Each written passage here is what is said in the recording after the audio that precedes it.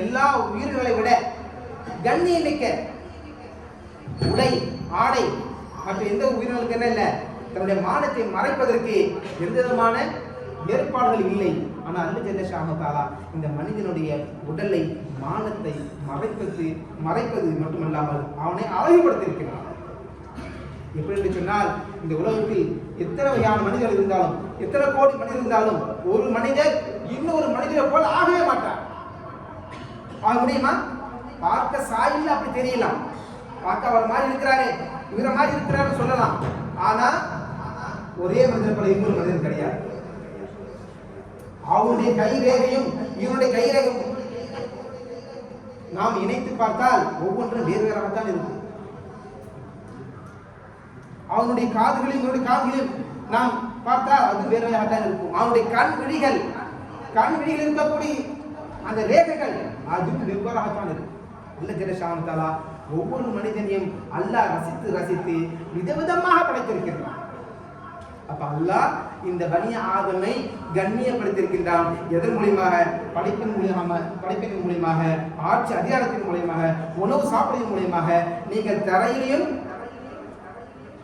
தண்ணீரிலையும் மிதக்கக்கூடிய வாகனம் மூலியமாக செல்லக்கூடியதை அல்லாஹ் உங்களை இவ்வளவு கண்ணியப்படுத்தியிருக்கின்றான் என்பதாக இந்த குர்ஆன் வசனத்திலே மிக அழகாக சொல்கிறார். நாம் இங்கே சிந்திக்க வேண்டிய கடமைப்பட்டிருக்கின்றோம். என்னவென்று சொன்னால், இந்த பனி ஆதம், இந்த மனித உரிமை, நாம் ஒரு மனிதன் இன்னொரு மனிதனுக்கு செய்ய வேண்டிய கடமை, மனிதனை எப்படி மதிக்க வேண்டும் என்பதை ரசூலுல்லாஹி ஸல்லல்லாஹு அலைஹி வஸல்லம் அவர்கள் மிக அழகான முறையிலே சொல்லி காட்டியிருக்கிறார்கள், செய்து காட்டியிருக்கிறார்கள், வாழ்ந்து காட்டியிருக்கிறார்கள். அது எத்தனையோ விஷயங்களை மேற்கொள் காட்டலாம். இருந்தால் ஒரு சில விஷயங்களை நான் இங்கே சொல்ல ஆசிக்கின்றேன். ரசூலுல்லாஹி ஸல்லல்லாஹு அலைஹி வஸல்லம் அவர்கள் சொல்கின்றார்கள், எந்த ஒரு மனிதர் பெரியவரிடத்திலே கண்ணியம் செலுத்தவில்லையோ, எந்த ஒரு மனிதர் சிறுவரிடத்திலே இரக்கம் காட்டவில்லையோ, ஃபலைஸ மின்னி, அவன் என்னை சார்ந்தவன் அல்ல. இது சின்ன வாசகமா இருக்குது. இந்த வாசகத்தை உள்ளார உளமாற யோசிப்பார். ரசூலுல்லாஹ் சொல்றாங்க, ஒரு முறை ஒரு வயதான ஒரு மனிதர் ரசூலுல்லாஹை பார்ப்பதற்காக வேண்டி வந்து கொண்டிருக்கிறார். அவருக்கு பின்னால் அனஸ் இப்னு மாலிக் அவர்கள் பின் தொடர்ந்து கொண்டு வந்து கொண்டிருக்கிறார். அந்த பெரியவரை முன்ட்டு செல்ல முடியவில்லை. போனால் இடிச்சுட்டு போற மாதிரி தான் இருக்கும், இல்லைன்னா தள்ளுங்கள் கையால் அகற்றி தான் தள்ளுற மாதிரி இருக்கும். அவருக்கு எப்படி சொல்றதுன்னு தெரியலையே அப்படின்னு அவங்க அந்த பெரிய மனிதனுக்கு பின்னாலேயே மெதுவாக நடந்து கொண்டிருக்கிறார். அந்த பெரிய மனிதர், அந்த வயதான மனிதர் ரசூலுல்லாஹி ஸல்லல்லாஹு அலைஹி வஸல்லம் அவர்களை காண்பதற்காக வேண்டி சில இடத்திலே சில கேள்வி கேட்கின்றார். எங்கே இருக்கிறார்கள் ஸல்லல்லாஹு அலைஹி வஸல்லம்? அதுக்கு சரியான பதில் கிடைக்கவில்லை. அப்பொழுது இந்த விஷயம் கண்மின் நாய் ரசூல் கரீம் ஸல்லல்லாஹு அலைஹி வஸல்லம் அவர்கள் தெரிய வருகின்றது. அப்பொழுதுதான் இந்த ஹதீஸ் இடம்பெறுகின்றது. எந்த ஒரு மனிதன் பெரியவர்களை கண்ணியப்படுத்தவில்லையோ, எந்த ஒரு மனிதன் சிறு பிள்ளைகள் மீது இரக்கம் காட்டவில்லையோ, ஃபலைஸ மின்னி, அவன் என்னை சார்ந்தவன் இல்லை என்று சொல்கிறார். இஸ்லாம் என்ன சொல்லுது? பெரியவர்களுக்கு மரியாதை செய்ய வேண்டும், சிறியவர்களுக்கு இரக்கம் காட்ட வேண்டும். இது இரண்டும் யாருக்கு இல்லையோ அவன் என்னை சார்ந்தவன் இல்லை என்பதாக ரசூலுல்லாஹி ஸல்லல்லாஹு அலைஹி வஸல்லம் மிக அழகாக சொல்லி காட்டுகிறார். இந்த மனித உரிமையை மிக அழகான முறையில் சொல்லி காட்டுகிறார். அது மட்டுமா, இன்னொரு முறை ரசூலுல்லாஹி ஸல்லல்லாஹு அலைஹி வஸல்லம் அவர்கள் ஒரு மையத்தை தொழுவதற்காக வேண்டிய ரசூலுல்லாஹ் அழைக்கப்படுகின்றது. யா ரசூலுல்லாஹ் ஸல்லல்லாஹு அலைஹி வஸல்லம் அவர்களே, மையத் வந்திருக்கிறது, நீங்கள் தொழ வையுங்க. ரசூலுல்லாஹி ஸல்லல்லாஹு அலைஹி வஸல்லம் அவர்கள் அந்த மையத்திற்கு முன்னால் நின்று கொண்டு கேட்கின்றார்கள், இந்த மனிதருக்கு ஏதேனும் கடன் இருக்கிறதா? ஏதாவது கடன் பாக்கி இருக்கிறதா? அப்ப அங்குள்ள சில மனிதர்கள் சொல்கின்றார்கள், சில சஹாபாக்கள் சொல்கின்றார்கள், இவர்கிட்ட சில கடன் இருக்குது, ஆனால் கொடுக்காம மூத்தாயிட்டார். அப்ப ரசூலுல்லாஹி ஸல்லல்லாஹு அலைஹி வஸல்லம் சொல்றாங்க, இந்த மனிதருக்கு நான் தொழ வைக்க மாட்டேன். என்ன சொல்றாங்க? இந்த மனிதருக்கு நான் தொழ வைக்க மாட்டேன். ஏன் என்று சொன்னால் இவர் கடனாளி. யாரு? கடனாளிக்கு நான் தொழ வைக்க மாட்டேன். அப்ப அங்கே ஒரு கூச்சல், ஒரு சலசலப்பு ஏற்படுகிறது. அப்போது அங்கே ஒரு சஹாபி அந்த மையத்திற்கு எத்தனை கடன் இருக்கிறதோ அத்தனை கடனையும் நான் கொடுக்க தயாராக பொறுப்பேற்றுக் கொள்கிறேன், நான் கொடுக்க தயாராக இருக்கிறேன் என்பதாக பொறுப்பு ஏற்றதின் பிறகு ரசூலுல்லாஹி ஸல்லல்லாஹு அலைஹி வஸல்லம் அவர்கள் அந்த மையத்திற்கு தொழு வைத்தார். இந்த விஷயத்தை இங்கே நான் சொல்ல காரணம் என்னன்னு சொன்னால், நன்றாக சிந்திக்க வேண்டும் பெருமக்களே. என்னவென்று சொன்னால், ஒரு மனிதன் கடன் பெற்று மௌத்தாகிவிட்டால் அல்லாஹ் ஜல்ல சொல்கின்றான், இப்போ நாம முஸ்லீமா இருக்கிறோம், அல்லாஹ்க்கு பயப்படுறோம், ஆனால் தொழுவதில்லை, ஜகாத் கொடுக்கறதில்லை, ஹஜ்ஜி செய்யறதில்லை, அல்லாஹ்க்கு செய்ய வேண்டிய எந்த கடமையும் சரியா செய்யவில்லை என்று சொன்னால் கூட அல்லாஹ் யா ஹய்யு யா கய்யூம், அல்லாஹ் யாரு? மரணம் இல்லாதவன், நிலையானவன். அவனிடத்தில் நீ தௌபா செய்யறதுக்கு நீ மௌத்தான வரைக்கும் உனக்கு காலம் இருக்கிறது. ஆனால் நீ வாங்கிய கடனை அந்த கடன் கொடுத்தவர் மரணித்திருவார். அதுக்கு முன்னால் அவர் என்ன செய்யுங்க, கடனை கொடுத்து விடணும். ஆகினா அல்லாஹ் சொல்றான், எந்த ஒரு மனிதர் கடன்காரனுக்கு கடன் வாங்கிட்டு வந்தானோ, மரணித்து விட்டானோ கடன் கொடுக்காமல், அவனை நான் மன்னிக்க மாட்டேன். எதுவரை என்று சொன்னால் அந்த கடன் கொடுத்தவன் மன்னிக்க மாட்டேன். இதுதான் ஹுகூகுல் இன்சான். இது என்னது? இதுதான் மனித உரிமை. இப்ப ரசூலுல்லாஹ் காலத்துல பெரிய போர் நடக்குது, இஸ்லாத்துக்கான பெரிய பெரும் போர் நடக்குது, பெரிய பெரிய சஹாபாக்கள் ஷஹீதாகிறாங்க. ஆகின்ற பொழுது அந்த சுஹதாக்கள் கூட, அல்லாஹ் கவனிங்க, அந்த ஷஹீதுகள் கூட அல்லாஹ் எல்லாத்தையும் மன்னிக்கிறான். நீ இன்னொரு மனிதனுக்கு செய்த துரோகத்தை, இன்னொரு மனிதனுக்கு செய்த கடனை, அதை தவிர எல்லாவற்றையும் அல்லாஹ் மன்னிக்க தயாராக இருக்கின்றான். மனிதனுக்கு செய்த தவறை அவனிடத்தில் தான் மன்னிப்பு கேட்க வேண்டும். அவன் மன்னிக்காதவரை அல்லாஹ் மன்னிக்க மாட்டான். இதுதான் மனித உரிமை. இஸ்லாம் சொல்லி காட்டக்கூடிய மனித உரிமை என்ன? ஒரு மனிதன் இன்னொரு மனிதனுக்கு கடன் பெற்றிருந்தால், அவனிடத்திலே நீங்க தவறு நடந்திருந்தால், அவனுக்கு நீங்க அநீதி கிடைத்திருந்தால், அவன் மன்னிக்காதவரை அல்லாஹ் மன்னிக்க மாட்டான். இது எவ்வளவு பெரிய மனித உரிமை. நல்லா யோசிச்சு பாருங்க. இன்னைக்கு தான் சட்டம் போட்டுருக்கிறாங்க, இரண்டாவது உலகத்துக்கு அப்புறம் தான் மனித உரிமை சட்டம் போட்டுருக்கிறாங்க. ஆனா அல்லாஹ் ஜல்ல ஷானஹு தஆலா இந்த பனி ஆதமை, இந்த மனிதர்களை படைத்ததுக்கு முன்னால், படைத்ததுக்கு பிறகு இப்படிதான் வாழ வேண்டும், இவனை இப்படி எல்லாம் நான் வைத்திருக்கிறேன், எந்த அளவு கண்ணியப்படுத்திருக்கிறான் அல்லாஹ் மனிதன். நாம் சிந்திக்க வேண்டாமா? அல்லாஹ் எவ்வளவு கண்ணியப்படுத்திருக்கிறான், மனித உரிமை எந்த அளவு கண்ணியப்படுத்திருக்கிறான். அது மட்டுமா? அதே போன்று ஒரு மனிதன் இன்னொரு மனிதனுக்கு கண்ணியப்படுத்த வேண்டும் என்று சொன்னால், ஒரு மனிதன் இன்னொரு மனிதனுக்கு கண்ணியப்படுத்த வேண்டும் என்று சொன்னால், அல்லாஹ்வுக்கு பிறகு ஒரு மனிதன் நாம் கண்ணியப்படுத்த வேண்டும் என்று சொன்னால் அது யாராக இருக்கும்? நாம் நம்மை பெற்றெடுத்த பெற்றோர்கள். وَقَضَى رَبُّكَ أَلَّا تَعْبُدُوا إِلَّا إِيَّاهُ وَبِالْوَالِدَيْنِ إِحْسَانًا. அல்லாஹ் சொல்றான், وَقَضَى رَبُّكَ. கதானா என்ன? நம்ம அதை படிச்சிருக்கிறோம். கதானா காதி, தீர்ப்பு சொல்றது. அல்லாஹ் சொல்றான், காதி அல்லாஹ் தீர்ப்பு அளிக்கிறான். கதா ரப்புக, உங்களுடைய இறைவன் உங்களுக்கு கட்டளையிடுகின்றான், தீர்ப்பு சொல்கின்றான். என்ன சொல்றான்? ரப்புக அல்லா தஅபுது இல்லா இய்யா, என்னை தவிர யாரையும் வணங்காத, என்னை தவிர யாரை இணை வைக்காத. அதுக்கு அடுத்ததா சொல்றான், வபில் வாலிதைனி இஹ்சானா, வபில் வாலிதைனி இஹ்சானா, உங்களுடைய பெற்றோர்களுக்கு நீங்கள் உபகாரம் செய்யுங்கள், நற்செயல் செய்யுங்கள், அவர்களுக்கு பணிவிடை செய்யுங்கள், அவர்களுக்கு கட்டுப்படுங்கள் என்பதாக அல்லாஹ் ஜல்ல ஷானஹு தஆலா அருள்முறையான திருமணிலே இப்படியான அழகான ஒரு வாசகத்தை சொல்றார். அப்ப அல்லாஹ் அவனுக்கு அடுத்ததாக ஒரு மனிதனுக்கு மரியாதை செலுத்த என்று சொன்னால் அது யாராக இருக்கும் என்று சொன்னால், நம்மை பெற்றெடுத்த நம்முடைய பெற்றோர்கள். நம்மை பெற்றெடுத்த நம்முடைய பெற்றோர்களுக்கு கண்ணியம் செய்ய வேண்டும். ஒரு மனிதன் இன்னொரு மனிதனுக்கு கண்ணியம் செய்ய என்று சொன்னால் அல்லாஹ்வுக்கு அடுத்ததாக இருக்கக்கூடிய இடம் பெற்றோர்கள். நாம் எத்தனை பேர் செய்யறோம் இன்னைக்கு? யோசிக்கணுமா இல்லையா? நாம் ஒரு குறிப்பிட்ட வயது வந்த பிறகு பெற்றோர்களை மதிப்பதில்லை. நாம் நம்மிடத்திலே பணம் வந்துவிட்டால் பெற்றோரை மதிப்பதில்லை. நாம் நமக்கென மனைவி வந்துவிட்டால் பெற்றோரை மதிப்பதில்லை. நாம் நமக்கென சொந்தம் வந்துவிட்டால் பெற்றோரை மதிப்பதில்லை. பெற்றோர்களுக்கு உடல்நிலை சரியில்லை என்று சொன்னால் அவர்களை சரியாக கவனிப்பது கூட இல்லை. இது எவ்வளவு பெரிய அவலம் நன்றா சிந்திக்கணும் அன்பு பெருமக்களே. ஏன்னு சொன்னால் அல்லாஹ் ஜல்ல ஷானஹு தஆலா அருள்முறையான திருமலே அழகா சொல்லிட்டார். அது மட்டும் இல்லாமல் இன்னொரு ஹதீஸ் ரசூலுல்லாஹ் ஸல்லல்லாஹு அலைஹி வஸல்லம் சொல்றாங்க, ரிதல்லாஹ் வாலிதை, எந்த ஒரு மனிதன் தன் பெற்றோருடைய பொருத்தத்தை பெற்றுக்கொண்டானோ அவன் அல்லாஹ்வுடைய பொருத்தத்தை பெற்றுக்கொண்டான். வஸகத் அல்லாஹ், எந்த ஒரு மனிதன் பெற்றோருடைய கோபத்துக்கு ஆளாகின்றானோ அவன் அல்லாஹ்வுடைய கோபத்துக்கு ஆளாகிறான். அல்லாஹ் சிந்திக்கணும். அப்ப அல்லாஹ் எந்த அளவுக்கு மனிதனை உயர்வாக வைத்திருக்கின்றான் என்பதை நாம் சிந்திக்கக்கூடிய இடம் இது. அல்லாஹ் என்ன சொல்றான், எந்த ஒரு மனிதன் தன் பெற்றோருடைய பொருத்தத்திற்கு ஆளாகிவிட்டானோ அவனை அல்லாஹ் புரிந்து கொள்கின்றான். அதே போன்று எந்த ஒரு மனிதன் தன் பெற்றோருக்கு கோபத்திற்கும் சாபத்திற்கும் ஆளாகின்றானோ அவனை அல்லாஹ் சந்திக்கின்றான், அல்லாஹ் கோபப்படுகின்றான் என்பதாக அருமை நான் ரசூலுல்லாஹி கரீம் ஸல்லல்லாஹு அலைஹி வஸல்லம் மிக அழகாக சொல்லி காட்டுகிறார். இப்ப எங்கே இந்த மனித உரிமை இருக்கிறது? நன்றாக நீங்க இஸ்லாமிய ஒரு அழகாக சொல்லி காட்டுறாங்க. அப்ப பெற்றோர்களை கண்ணியப்படுத்துவது நாம் ஒவ்வொருவரும் கடமையாக. அவர்கள் எவ்வளவு வயது முதிர்ந்தாக இருந்தாலும் சரி, தள்ளாத வயதாக இருந்தாலும் சரி, அவர்களை பார்ப்பது நமக்கு மிகப்பெரிய கடமை என்பதை நாம் உணர வேண்டும். உலகத்திலேயே பெற்றோருக்கு என்ன தனி விடுதி இல்லாத ஒரு மார்க்கம் இருக்கு என்று சொன்னால் அது இஸ்லாமிய மார்க்கம்.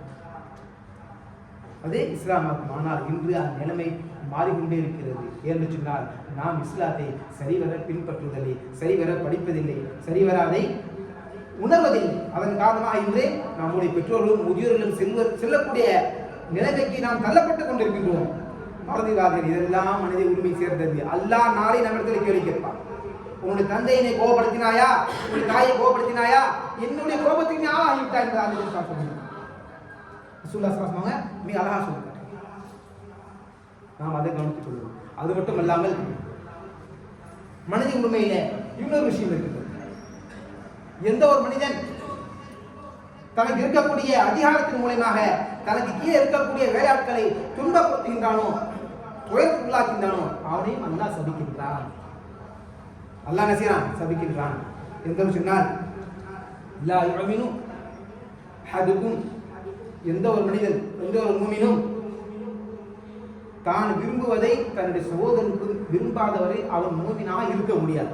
ரசூலுல்லாஹி ஸல்லல்லாஹு அலைஹி வஸல்லம் சொல்லக்கூடிய ஹதீஸ், எந்த ஒரு மனிதன், ஒரு மூமின் தான் விரும்பியதை தன் சகோதரனுக்கு விரும்பாதவரை அவன் மூமினாக ஆக முடியாது. அப்ப நீ எதையெல்லாம் செய்ய விரும்புகின்றாயோ அதையெல்லாம் உடன் பிறந்த சகோதர சகோதரிகளுக்கு நீ செய்ய வேண்டும். இது மனித உரிமை. இதனது மனித உரிமை. அது மட்டும் அல்லாமல் நாம் பெரிய பெரிய கம்பெனி வேலை வச்சு நடத்துறோம், வேலை வச்சு நம்ம வேலை வாங்குறோம்.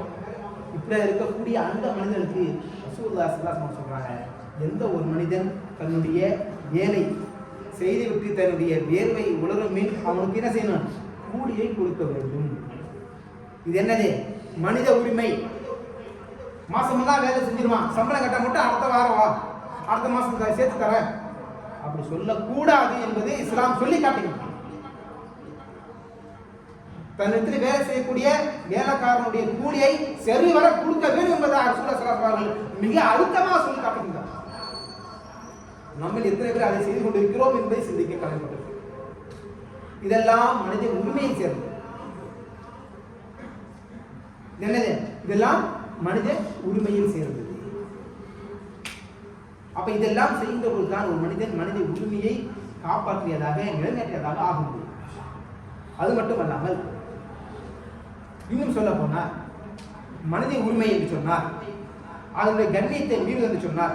ஒரு மனிதன் இன்னொரு மனிதனை கண்ணியம் இல்லாமல் கண்ணிய குறைவாக நடத்துகின்றானே அதுவும் மனித உரிமை மீறலாக ஆகும்.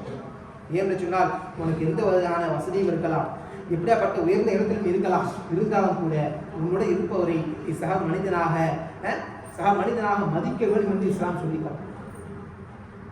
உனக்கு வாழ்வு வந்து விட்டால் நீ இஷ்டம் போல வாழ வேண்டும் என்று அர்த்தம் இல்லை, மாறாக அடுத்த மனிதனையும் அனுசரித்து நடக்க வேண்டும் என்பதாக இஸ்லாம் சொல்லிக்காட்டு. இதுதான் மனித உரிமை. அப்படியாக நாம் செய்யக்கூடிய ஒவ்வொரு காரியத்தையும் இந்த மனித உரிமை எல்லா விஷயங்களையும் மனிதனுக்கு செய்ய வேண்டிய கடமைகளை சரிவர செய்ய வேண்டும் என்பதாக நமக்கு சொல்லி காட்டுகின்றது. நமக்கு பின்னால் இருக்கக்கூடிய மனிதர்களுக்கு இடம் இல்லாமல் இருக்கிறது. கொஞ்சம் தள்ளி வாங்க, அதுவும் மனித உரிமையாக இருக்கும். கொஞ்சம் முன்னுக்கு வாங்க, பின்னால் உள்ள மக்களுக்கு இடம் இல்லாமல் இருக்குது, கொஞ்சம் முன்னால் வாங்க, நமக்குள்ள சகோதரர்களுக்கு இடமளிக்கும். மனித உரிமை என்பதாக உலகமெல்லாம் பீட்டுக் கொள்கின்றது. ஆனால் இஸ்லாம் 1400 வருடங்களுக்கு முன்னால் மனித உரிமை என்றால் என்ன, எதுவெல்லாம் மனித உரிமை என்பதை கோடிட்டு காட்டுகிறது. அது மட்டுமல்லாமல் நாளை மறுமையிலே ஒரு மனிதன் மரணத்தை விட்டு மறுமையை எழுப்புகின்ற பொழுது அல்ல ஜெனிஷாவத்தாலா கேட்கக்கூடிய முதல் கேள்வி, மகசரிலே முதல் கேள்வி என்னவாக இருக்கும்? என்னவாக இருக்கும்? நீ உன் மனிதனிடத்திலே நீ என்ன துரோகம் செய்தாய், என்ன தீமை செய்தாய், அவனுக்கு செய்ய வேண்டிய கடமையின் எது சரியாக செய்யவில்லை, அவனை தனியாக தனிமைப்படுத்துகின்றது. அல்லாஹ் தனிமையாக தனிமைப்படுத்துவான். ஏனென்று சொன்னால் இந்த பஞ்சாயத்து அல்லாவுக்கும் அல்லாஹ் படித்த மனுஷனுக்குள்ள பஞ்சாயத்து இல்லை, மனுஷனுக்குள்ள பஞ்சாயத்து. யாருக்கு? மனிதன் இன்னொரு மனிதனுக்குள்ள பஞ்சாயத்து. அதனால அல்லாஹ் அதை தனியாக ஓரம் கட்டி மற்றவங்களுக்கு திருப்பி சொல்லுவான். அப்ப இவங்கெல்லாம் தன்னை கூப்பிட்டு வச்சு உங்களுக்கு என்ன பிரச்சனை, நீ ஏன் இந்த மனிதனுக்கு இந்த அநீதி செய்தாய்? அப்பொழுது என்று சொன்னால் உன்னுடைய நீ செய்த தொழுகை, நோன்பு, ஜக்காத், ஹஜ்ஜி, இதர காரிய நன்மைகள் எல்லாம் உன்னிலிருந்து பிடுங்கி அவனுக்கு கொடுக்கப்படும். உன் சக மனிதன் அவனுக்கு செய்த துரோகம், அவனுக்கு செய்த அநியாயம், அதன் காரணமாக உன்னிடத்தில் உள்ள நல்ல அமல்கள் எல்லாம் பிடுங்கி அவனுக்கு கொடுக்கப்படும். உன்னிடத்தில் நல்ல அமல்கள் இல்லை என்று சொன்னால் அவனுடைய பாவத்தை எடுத்து உனக்கு கொடுக்கப்படும். அப்ப அல்லாஹ் எப்படி கண்ணியப்படுத்தாங்க பனி ஆதம் அல்லாஹ் வந்து இந்த ஆதம் மக்களை எப்படி கண்ணியப்படுத்துறாங்க? ஒரு மனிதன் இன்னொரு மனிதனுக்கு துரோகம் செய்யக்கூடாது, ஏமாற்றக்கூடாது, கடன் வச்சுட்டு ஏமாற்றக்கூடாது. இதெல்லாம் இருக்கிறது மனித உரிமை மீறலாகும். இதெல்லாம் என்னது? இதெல்லாம் மனித உரிமை மீறலாகும். ஆகினால கடன் வாங்கினா கடன் திரும்ப கொடுத்துடணும். அடுத்தவங்க இடத்த நம்ம ஒரு அடி எக்ஸ்ட்ரா எடுத்துட்டாக்கா அது நாளைக்கு மறுமையில அதுக்கு பதில் சொல்லி ஆகணும். அப்ப ஒரு மனிதன் சரியாக செம்மையாக வாழ வேண்டும் என்பது இஸ்லாம் நமக்கு காட்டு தருகிறது. அந்த மனிதனுடைய உரிமைகளை முதலாக தீர்த்து விட்டு தான் அந்த மனிதனுக்கு சொர்க்கமா நரமா என்பதை அல்ல ஜெனிஷா தீர்ப்பளித்திருக்கான் நாளை மறுமையில். அப்ப இந்த மனித உரிமை என்பது எவ்வளவு முக்கியமான விஷயம், மனிதன் எவ்வளவு முக்கியமான விஷயம் நாம் சிந்திக்கணும். சாதாரணமா எல்லா நாட்களும் நினைச்சிடறோம், சாதாரண ஒரு மனுஷன் ஏமாத்தி போயிடுவோம், சாதாரண தேவையில்லாத விஷயங்களை செஞ்சிடணும். இதனால விளையக்கூடிய விளைவு மிகப்பெரியது. இன்று தெரியாது, நாளை மறுமையில் தெரியும். இன்று இவனை நாம் ஏமாத்திடலாம், ஆனால் இவன் நாளை மறுமையில எனக்கு முன்னால் சாட்சி சொல்வான் என்பதை நாம் மனதில் நிறுத்திக் கொள்ள வேண்டும். அப்படி செய்கின்ற போது மனித உரிமை மீறல் நம்மிடத்திலே வராமல் பாதுகாத்துக் கொள்ள முடியும். ஆகையினால நாம் மனிதர்களாக வாழ்வதற்கு முயற்சி செய்யணும். அதுமாரி எங்க ஊர்ல வந்து இப்ப நிறைய இடத்துல பழக்கம் அது மாதிரி இல்லை. ரசூலுல்லாஹி ஸல்லல்லாஹு அலைஹி வஸல்லம் அவர்கள் எந்த ஒரு மனிதனுடைய மௌத் இருந்தாலும் அந்த மௌத் தொழுவதற்கு முன்னால அந்த மனிதனுடைய கடன் பற்றி கேட்பாங்க. இன்னைக்கு நிறைய ஊர்களில் அந்த பழக்கமே இல்லை. ஏன்னு சொன்னால் இந்த வார்த்தையை ஏன் நான் சொல்றேன்னாக்க, இதை மாதிரி கேட்டு பழகின்ற பொழுது அடுத்த மனிதர் மரணிப்பதற்கு முன்னால் அவர் கடன் இல்லாமல் மரணிப்பதற்கு முயற்சி செய்வார், செய்ய மாட்டார். அப்ப எந்த ஒரு மையத்து வந்தாலும் நாம் தொழுவதற்கு முன்னால் என்ன செய்யணும்? அவங்கள்ட்ட கேட்கணும், நம்ம சொந்தக்காரங்கிட்ட கேட்கணும், இந்த மையத்துக்கு ஏதாவது கடன் இருக்குதா, குறைஞ்சபட்சம் இந்த மையத்துக்கு ஏதாவது கடன் இருக்குதா. மக்கள் துரோகம் பண்ண நமக்கு தெரியாது, அவர்கள் ஏமாற்ற நமக்கு தெரியாது. இருந்தாலும் கடன் என்பது அவனுக்கும் அந்த மனிதருக்கும் உள்ளது. அல்லாஹ் இதிலே சம்மந்தப்பட மாட்டான். அப்ப ஒவ்வொரு மையத்திற்கு நம்ம என்ன செய்யணும்? கட்டாயமே கேட்கணும், உங்களுக்கு மத்தியில கடன் இருக்குதா. எங்க ஊர்ல அந்த வழக்கம் இல்லை, எங்க ஊர் பக்கத்து ஊர்ல ஒரு வழக்கம் இருக்கு. கட்டாயமா நின்று கேட்பாங்க, மையத்துக்கு நிற்கிறவங்க கேட்பாங்க, இந்த மனிதருக்கு ஏதாவது கடன் இருக்குதா, இதுக்கு யாராவது பொறுப்பு ஏற்றுக்கொள்றீங்களா, இல்லை பெற்றவங்க உற்றவங்க உறவினர்கள் யாராவது ஏற்றுக்கொள்றீங்களா கேட்ட பிறகு தான் சொல்லுவாங்க. இதை மாதிரி பழக்கத்தை நம்ம கொண்டு வரணும்.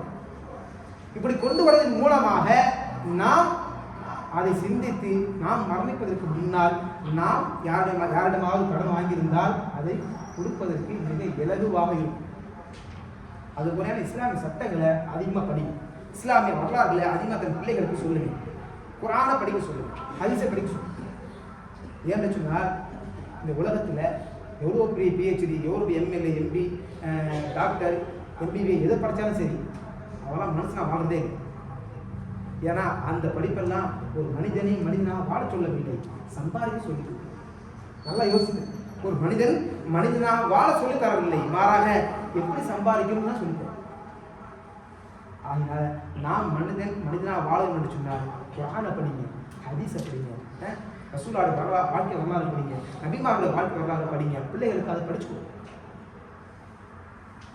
இது நம்முடைய ஒவ்வொரு பெற்றோருடைய கடமை.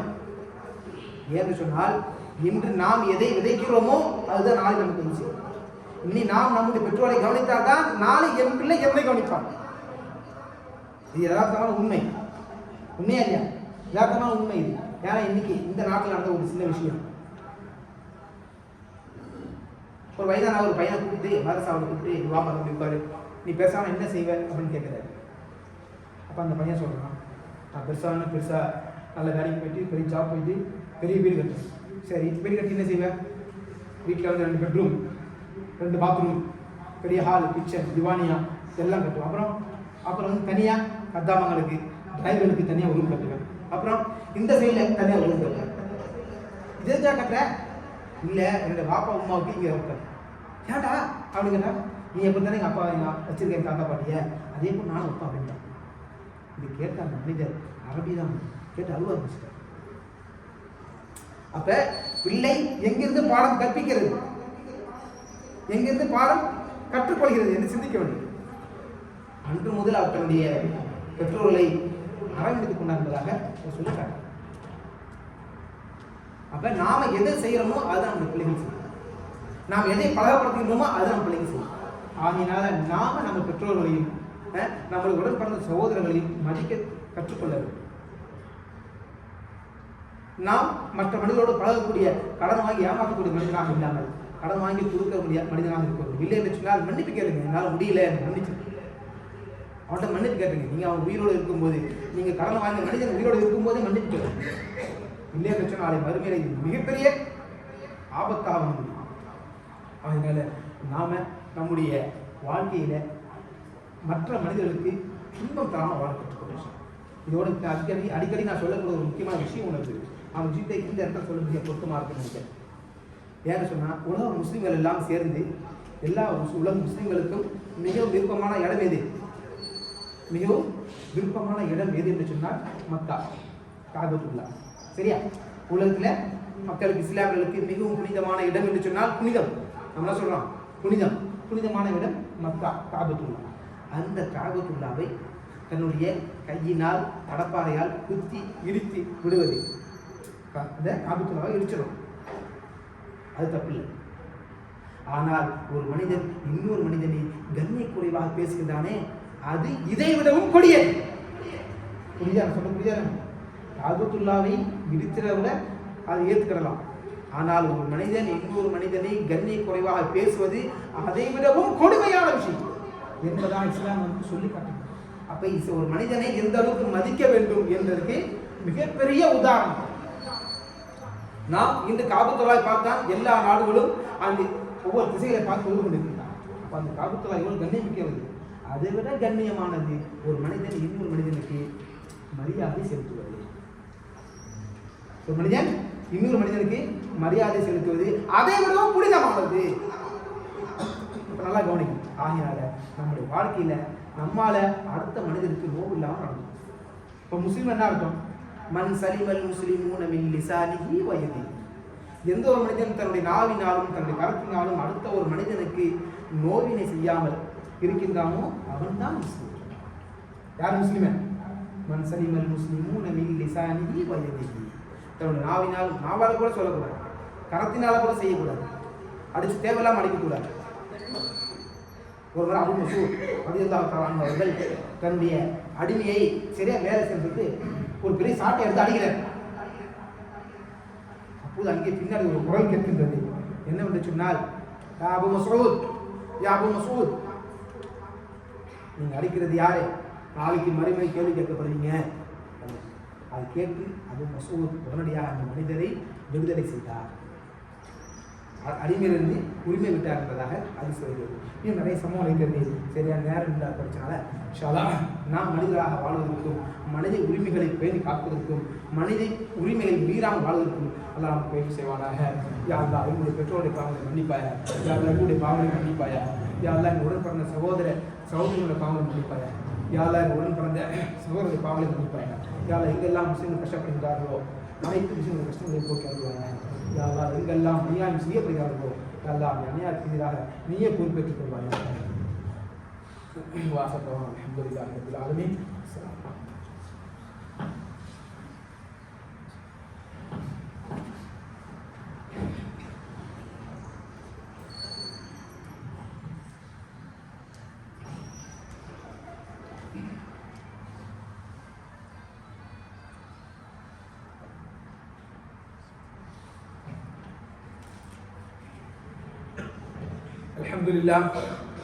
الحمد لله استعينه واستغفره ونعوذ بالله من شرور أنفسنا من يهده الله فلا مضل له ومن يضل فلا هادي له وأشهد أن لا إله إلا الله وحده لا شريك له وأشهد أن محمدا عبده ورسوله أرسله بالحق بشيرا ونذيرا بين يدي الساعة من يطع الله ورسوله فقد رشد ومن يعصمها فإنه لا يضر الله إلا نفسه ولا يضر الله شيئا أعوذ بالله من الشيطان الرجيم إن الله وملائكته يصلون على النبي يا أيها الذين آمنوا صلوا عليه وسلموا تسليما اللهم صل على محمد عبدك ورسولك وصل على المؤمنين والمؤمنات والمسلمين والمسلمات وبارك على محمد وأزواجه وذرياته قال نبينا صلى الله عليه وسلم أرحم أمتي بأمة أبو بكر أشدهم في أمر الله عمر وأصدقهم حياء عثمان وأقضاهم علي وفاطمة سيد النساء أهل الجنة والحسن والحسين سيد أشباب أهل الجنة وحمزة صدر الله وأصل رسوله اللهم اغفر للعباس وولده مغفرة ظاهرة وباطنة لا تغادر ذنبا الله في أصحابي لا تتخذوهم غردا من بعدي فمن أحبهم فبحبي أحبهم ومن أبغضهم فببغضي أبغضهم وخير أمتي قرني ثم الذين يلونهم وسلطان الله في الأرض من أهان سلطان الله في الأرض أهانه الله إن الله يأمر بالعدل والإحسان وإيتاء ذي القربى وينهى عن الفحشاء والمنكر والبغي يعظكم لعلكم تذكرون فاذكروني أذكركم واشكروا لي ولا تكفرون.